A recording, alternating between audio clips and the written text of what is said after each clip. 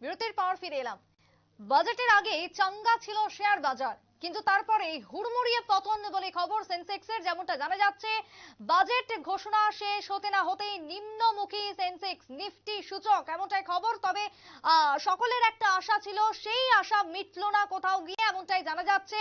সকালে দৌড় শুরু করলেও বেলা বাড়তেই সেন্সেক্সের পতন। সংক্ষিপ্ত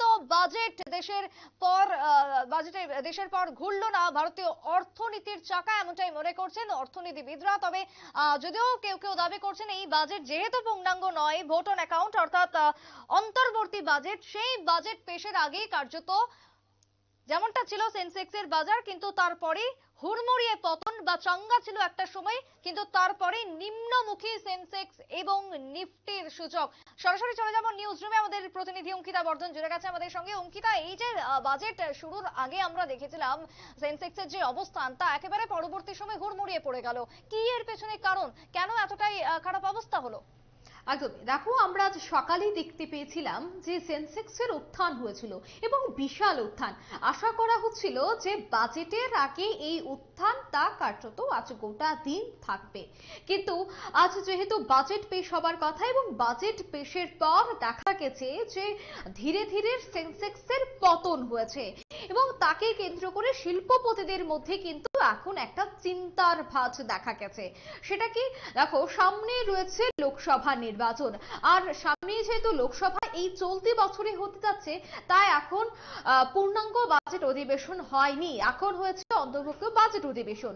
তাই এই বাজেট অধিবেশনে তেমন কোনো চমক ছিল না, বিশেষ করে অর্থনীতিকে চাঙ্গা করা বা অর্থনীতির চাকা একেবারে প্রসার করার জন্য কোনো ধরনের কিন্তু উদ্যোগ বা কোনো ধরনের ঘোষণা আজ হতে দেখা যায়নি। যদিও রেল, বিমান এই সমস্ত প্রকল্পে একাধিক ঘোষণা করেছে কেন্দ্রীয় সরকার বা ভারতের অর্থমন্ত্রী নির্মলা সীতারমন, এবং ওনার বাজেট পেশের পর হঠাৎই দেখা যায় একেবারে হুড়মুড়িয়ে ভেঙে পড়ে সেন্সেক্স। সেই বিষয়টা নিয়ে আমরা সকালেই দেখেছিলাম যে শেয়ার বাজার খুলেছিল এবং শেয়ার বাজার খুলতেই সেন্সেক্সের সূচক বেড়ে দাঁড়িয়েছিল ৭১,৬৬৫ এবং নিফটির সূচকও ২২০ অঙ্কে বেড়ে ২১,৭৪৬ পয়েন্টে ছিল।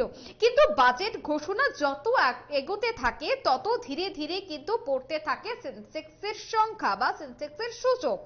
দুপুর ২টায় সেন্সেক্সের সূচক গিয়ে পৌঁছায় ৬৮.৭০ অঙ্কে এবং প্রায় ০.১০% পতন হয়েছে বলে এই মুহূর্তে শিল্পপতিরা জানাচ্ছে।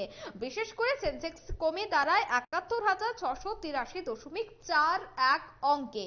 সেন্সেক্সের সঙ্গে পতন হয়েছে নিফটি সূচকেরও, ২০.২০ সূচক পতন হয়ে নিফটি কমে দাঁড়িয়েছে ২১,৭০৫.৫০ অঙ্কে।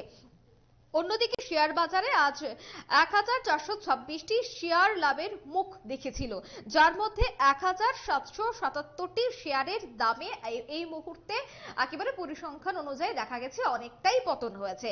অন্যদিকে লাভের মুখ কারা দেখছে? লাভের মুখ দেখছে বিভিন্ন কনজিউমার, বিশেষ করে কয়েকটি ব্যাংক, ইন্ডিয়ান ব্যাংক বা ইনফিনিভ ব্যাংক, সে সমস্ত ব্যাংক কিন্তু এই মুহূর্তে লাভের মুখ দেখতে পাচ্ছে। বিশেষজ্ঞরা মনে করছেন যে প্রথমে যেভাবে আশা বা প্রত্যাশা ছিল যে এবারের বাজেট অধিবেশন যেহেতু সামনে লোকসভা নির্বাচন, তারই আগে বাজেট অধিবেশনে একটা বড় চমক থাকবে, তার জন্যই সেন্সেক্সের হঠাৎ উত্থান। কিন্তু হঠাৎই যখন নির্মলা সীতারমন, উনার সময়কালের আজকের বাজেটটা সব থেকে কম ছিল, একেবারে সংক্ষিপ্ত বাজেট ছিল আজকের এই বাজেট, সেই বাজেটে যখন দেখা যায় যে অর্থনীতির একেবারে চাঙ্গা করা বা বিভিন্ন ক্ষেত্রে যখন তিনি তেমন কোনো একেবারে চমক বা চোখ ধাঁধানো কোনো প্রকল্প হাতে নেননি বা প্রকল্প এই যে আমরা বলছি যে সকালেই শেয়ার বাজার খুলতে আমরা দেখেছিলাম যে সূচক বেড়েছিল এবং তারপরে আস্তে আস্তে কমেছে। তুমি কি সেই পরিসংখ্যান বলতে পারবে যে বাজেটের আগে কতটা বেড়েছিল এবং তারপর ঠিক কতটা কমেছে? একদমই, আজ সকালে কিন্তু সেন্সেক্সের পরিমাণ ছিল ৭১,৬৬৫, যা আমি যদি নিফটি সূচক ধরি তবে কিন্তু নিফটি সূচকে সেটা হবে ২০ অঙ্কে বেড়ে তা হয়েছিল ২১,৭৪৬ পয়েন্ট। সেটা ছিল আজ সকালের পরিসংখ্যান। এবং আজ দুপুরের যে পরিসংখ্যানটা যদি আমি তোমার সামনে তুলে ধরি, আজ দুপুরের পরিসংখ্যানটা ছিল 68.70 অঙ্ক, প্রায় 0.10% এই মুহূর্তে পতন হয়েছে বলে জানা গেছে।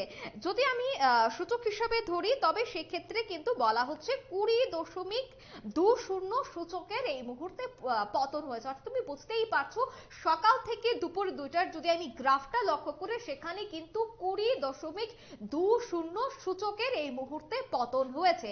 শিল্পপতিরা এই বিষয় নিয়ে চিন্তিত, বিশেষ করে শিল্পপতি থেকে শুরু করে যারা মধ্যবিত্তরা রয়েছে, যারা বিনিয়োগকারীরা রয়েছে, তারা আশা করছিলেন যে আয়করের সামান্য কিছু ছাড় দেওয়া হবে বা আয়করের পার্সেন্টেজটা কিছুটা হলেও, শতাংশটা কিছুটা হলেও কমানোর এই মুহূর্তে সিদ্ধান্ত নেবে কেন্দ্রীয় সরকার। কিন্তু একেবারে যখন বাজেট পেশ করা হয় সেখানে দেখা যায় অর্থমন্ত্রী নির্মলা সীতারমন আয়করের ছাড়কে একেবারে অপরিবর্তিত রেখেছে।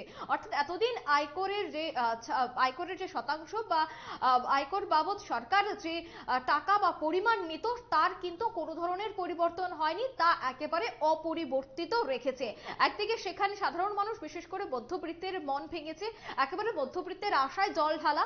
অন্যদিকে সেন্সেক্সের পতন, সেই জায়গায় কিন্তু শিল্পপতিরা সাধারণ ভাবে কিন্তু এই মুহূর্তে চিন্তার মুখে রয়েছে। সুপ্রীতি, একদমই। অর্থাৎ আজকের এই বাজেটের পর ধন্যবাদ আপাতত অঙ্কিতা, তোমায় কথা বলছিলাম আমরা অঙ্কিতার সঙ্গে। আজকের এই বাজেটের পর যদি বলি যে যে সমস্ত সংস্থার শেয়ারে পতন ঘটেছে তার মধ্যে অন্যতম রয়েছে পেটিএম, অন্যতম রয়েছে রাইটার্স, এবং তারই সঙ্গে যদি বলি লাভের মুখ কারা দেখেছে সেই জায়গাতে উঠে আসছে গোদরেজ থেকে শুরু করে ইন্ডিয়ান ব্যাংক এবং অন্যান্য সংস্থার যে শেয়ারগুলো তারা কিছুটা হলেও লাভের মুখ দেখেছে। তবে একটা আশা ছিল আজকের বাজেটের দিকে এবং সেই জায়গাতে দাঁড়িয়ে সেন্সেক্সের আজকের পতন, যেটা একটা চিন্তার বিষয় হয়ে দাঁড়িয়েছে শেয়ার বাজারে। এখনকার মতো সংবাদ এখানেই শেষ করছি। পরবর্তী নিউজ এবং আপডেট দেখার জন্য চোখ রাখবেন শুধুমাত্র নিউজ ভ্যানগার্ডের পর্দায়। নমস্কার।